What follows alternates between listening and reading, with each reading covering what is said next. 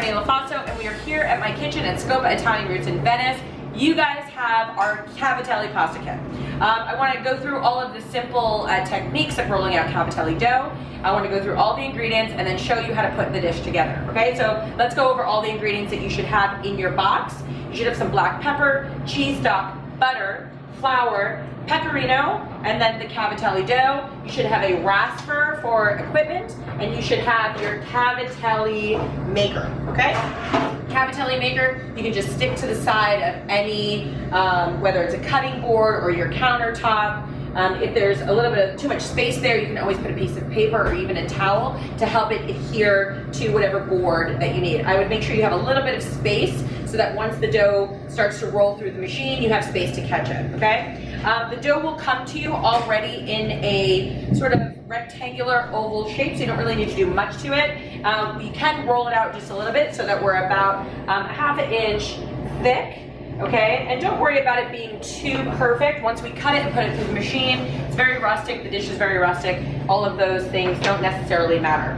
You're gonna take your knife on your cutting board and you're gonna cut the dough into long ribbons, long, thick ribbons. I wanna say they're about an inch thick, and again, it doesn't really matter if you have one ribbon that is like this and one ribbon like this. Once it goes through the machine and rolls, it will work, don't worry. Again, the dish is very rustic, so it kind of adds to the charm, if you will. You got a little bit of flour. What I suggest is you just kind of flour the machine, flour the area around you. You do also want to make sure your dough is very cold. It does say that in the directions, but you want your dough to go through the machine cold, and you also, as you go through the machine, you want to make sure that you're doing it quickly, okay? The quicker it goes, that's how you'll have this sort of circular motion, and the Cavatelli will work better that way. You're gonna put the Cavatelli in the white part of the machine. You're gonna press. Once it catches and you start to roll through, you wanna pull the back of the Cavatelli with your other hand. So one hand feeds the Cavatelli through the machine on the white area, and the other pulls once it's caught and you're going through. Okay, as I go, I kind of circle, pull, circle, pull, circle, pull, circle, pull. Okay, now there will be pieces that come through that are a little bit flatter. That's okay. You don't have to throw them away. They're just as delicious. And then ones that are sort of perfect circle, okay? That's just sort of the beginning and the end of the Cavatelli. Some will circle, some won't. The goal is to have them all like this, so they're kind of this beautiful round circle. If they come out flat like this, you won't even notice inside the pasta, I promise. Okay, so what you want to do is put all of the dough through the machine, and then we will get into making the sauce, okay? So again, the dough has to be nice and cold. If you feel like the dough is getting stuck in the machine, you can absolutely add a little bit more flour to the machine, but we want to add the least amount of flour because the dough is already perfectly floured. We only use the flour if there is a sticking situation. And you want to move the handle quickly. Don't be scared of the machine. Okay, you want to move the handle very quickly. If you move the handle slow, it actually has a harder time going through, okay? So put some muscle into it. Put it all the way through. So once I have all of that pasta ready to go, you want to have your boiling water ready to go as well. If the boiling water is not ready, that's okay. Put the pasta on a plate, put it in the fridge, and wait for your pasta water to boil. You should be at a rolling boil. The reason we do a rolling boil is that we want to make sure none of the pasta sticks together, and the rolling sort of doesn't allow it to come together. Once it is boiling, then you can throw it in. You want your water to be highly, highly salted. It should taste like the ocean.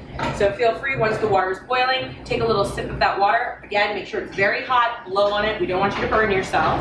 Okay, so you can taste your water to make sure it's nicely salted. It should taste like the ocean. The pasta will cook, and then we'll put the sauce together.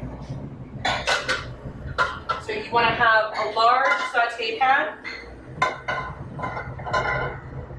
And we're going to add the butter and your cheese stock, and we're going to let that reduce. We're going to add a little bit of salt.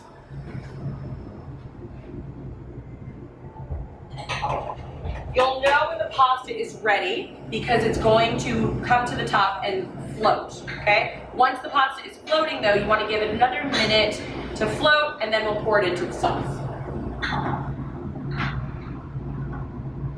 So you have cheese stuck in there, you have butter in there. We're gonna add a little bit of black pepper. Now, this dish is about the black pepper, okay? In Rome, there's 3 different styles of pasta that are just like the true Roman style pasta. You have a cacio e pepe, you have a carbonara, and then you have an amatriciana, okay? So the very first of those 3, the trilogy of this true Roman style pasta, is the cacio e pepe. So this is a version of that. A lot of chefs will say you have to toast it first and it should just be olive oil, there should be no butter. Everyone has an opinion on it. For me, it's just about some great black pepper, some broth, and pecorino, and that's what truly makes the dish. So feel free to go as strong with the black pepper or as light as the black pepper as you like. I personally love a ton of black pepper, but that is up to you. For me, what really makes this dish is the black pepper and the pecorino together. Pecorino is a style of hard, kind of funky, salty cheese.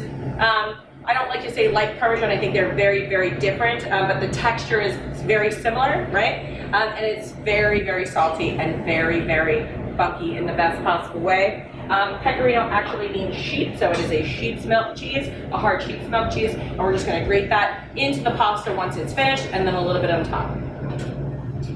The key here is once you have your sauce come together, and I'll show you, there's gonna be different stages of your sauce. So you have nice and brothy, the butter's coming together, the butter's what's gonna thicken it, right?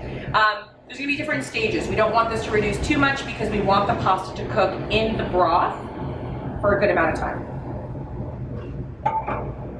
So once that butter and stock come together, we can throw the pasta in and let the pasta absorb all of the sauce. Pasta is like a sponge, it wants to absorb sauce.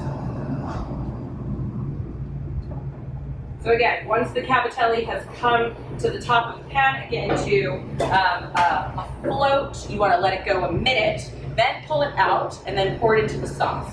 You can see here, it still looks brothy, right? We're gonna let that reduce. We're gonna let that reduce so that you can actually, so all of that pasta can absorb the liquid and it's gonna thicken at the same time.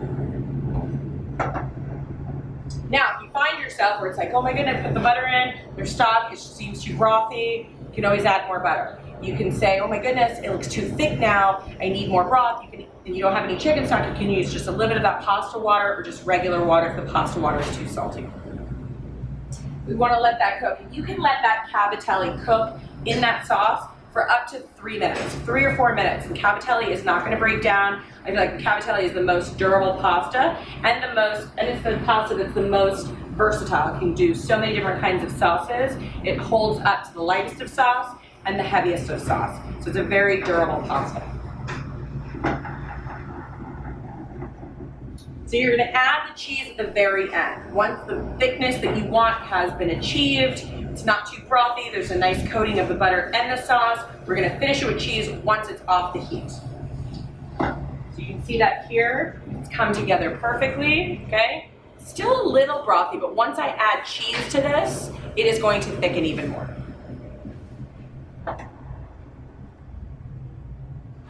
So this is when you take your block of Parmesan cheese, and you take your rasper and you grate right into the pan. Little chunks of cheese fall into the pan. Don't worry about it. It's delicious. We love it.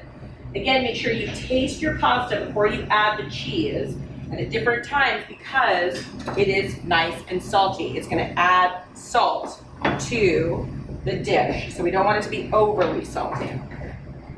So you can see there, I just added some cheese to the dish. I'm just going to stir it together.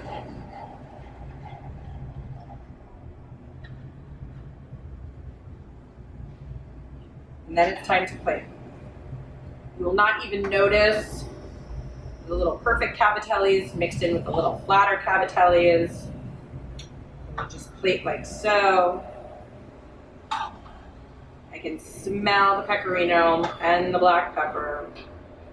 A little taste. So good. And then to finish, you've already put cheese in the inside. You want to do a little bit of cheese on top and all around town, not just in the center, so that fresh cheese will melt into the sauce. And then just for good measure, because it is a black pepper dish, some black pepper over the top. There you go. You've got cavatelli with black pepper and pecorino. I hope you guys love your kit.